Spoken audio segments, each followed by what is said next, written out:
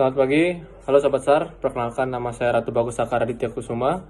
Saya peserta Latsar CPNS tahun 2025, gelombang 3, Angkatan 21, kelompok 2. Saya berasal dari instansi Basarnas, Kantor Pencarian dan Pertolongan Kelas A Mataram, dengan jabatan Pranata Pencarian dan Pertolongan Pemula.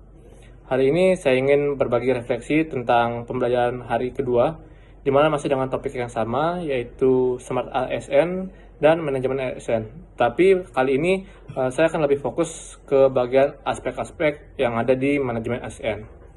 Nah, Manajemen ASN itu kan sebenarnya pada dasarnya adalah sistem pengelolaan sumber daya manusia, aparatur yang berlandaskan sistem merit, yaitu menempatkan orang yang tepat di posisi yang tepat, berdasarkan kompetensi, kinerja, dan integritas. Nah, melalui 8 aspek manajemen, kita bisa belajar bagaimana seorang ASN itu dikelola sejak tahap perencanaan, rekrutmen, pengembangan, hingga pemberhentian.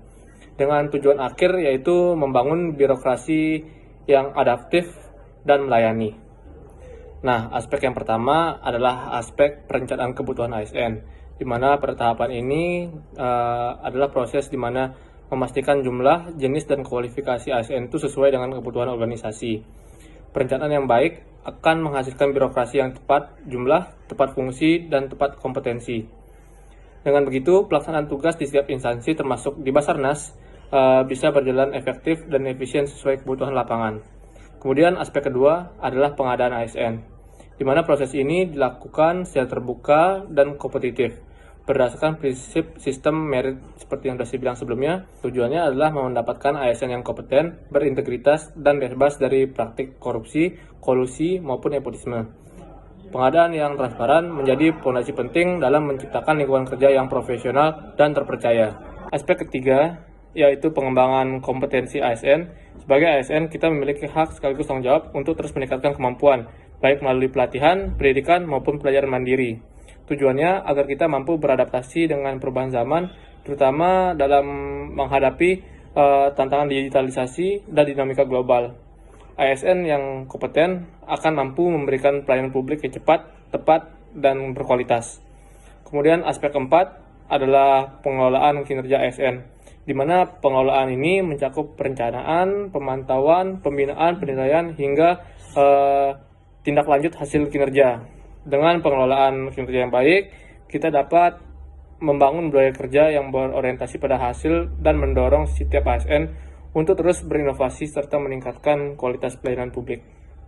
Kemudian ada yang kelima yaitu pengembangan talenta dan karir, di mana tujuan dari aspek ini adalah menyiapkan ASN unggul untuk mengisi jabatan strategis di masa depan. ASN dengan potensi dan kinerja terbaik perlu diberikan kesempatan promosi, rotasi jabatan, dan pengembangan diri secara adil dan transparan. Dengan sistem ini, diharapkan karir ASN itu bisa tumbuh berdasarkan prestasi, bukan kedekatan. Selanjutnya, yang keenam itu ada aspek penghargaan dan pengakuan. ASN yang berprestasi perlu diapresiasi melalui pemberian tunjangan kinerja, promosi jabatan, atau bentuk penghargaan lainnya. Nah, hal ini penting untuk menumbuhkan motivasi, loyalitas, dan semangat kerja yang tinggi di kalangan ASN terutama. Budaya penghargaan juga mendorong terciptanya iklim kompetitif yang sehat dan profesional. Kemudian aspek ketujuh adalah penguatan budaya kerja dan citra ASN.